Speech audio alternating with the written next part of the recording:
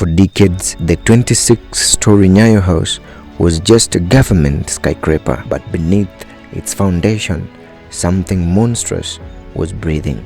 For the Kenyan people, it was sealed in the pitch-dark, meticulously planned chambers of the basement. The day those doors finally opened, the world saw the ghosts. In the glare of the global cameras, survivor Shem Ogola stood at the threshold of the horror house, and his body simply gave out, shocked with a flood of tears, transporting every witness and every fellow survivor back into the dungeons where a piece of them was forever left behind. This was the core of the Moi dictatorship, a paranoid and oppressive machine determined to crush every spirit of resistance that dared challenge the mantra of Fuata Nyayo. The government, behaving as if the country and its resources were their private property, saw critics as dissidents, subversives, and traitors. By the mid-1980s, the crackdown on groups like Mwakenya had turned the nation into a full-blown police state where uncertainty and mistrust reigned. Everyone knew the chilling promise from the head of state: those at large do not sleep comfortably, as they expect a knock on their doors anytime.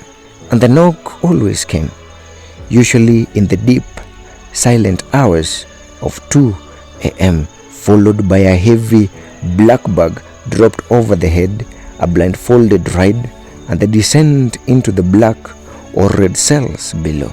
The terror started the moment the dungeon door sealed shut. Victims like university academics, students, and journalists were thrown into rooms where water was poured onto the cold cement floor, forcing them to stand for days in the freezing liquid. Then, a sadistic switch called air would be pumped in through the ventilation ducts, only to be replaced minutes later by hot, dusty air, an alternating cycle designed to break the mind before the body. This was torture perfected, a systematic destruction of humanity where food was denied for days and brutal beatings were relentless. Some were dragged up the building's discreet VIP lift, whisked to the upper floors, the 25th or 26th, where the interrogation rooms were situated. Stripped naked and handcuffed, they were whipped repeatedly by stone-faced torturers who shouted, "Even if you die, you're just a bitch." But the physical pain was often secondary to the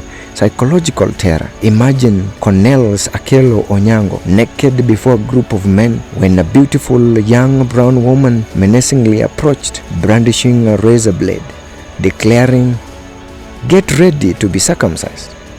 Or the experience of the cell where the victim heard the mysterious echoing sound of a lady in high-heeled shoes, the shuffling of papers, and the faint, heartbreaking cries of small children. An interrogator would later enter, gun in hand, and tell the desperate man his wife was upstairs with his children and had confessed, demanding he do the same, when in truth all of those sounds were simulated, piped.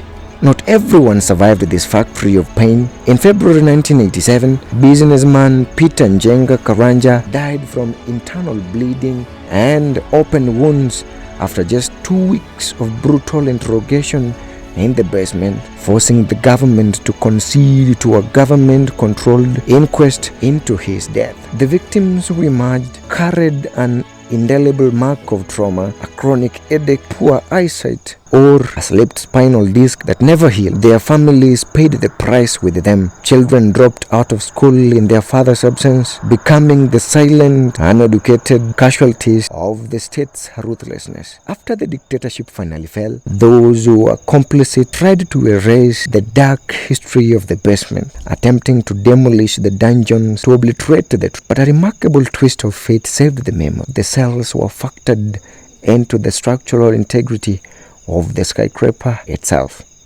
and demolishing them would have risked collapsing the entire building. This is how the evidence survived.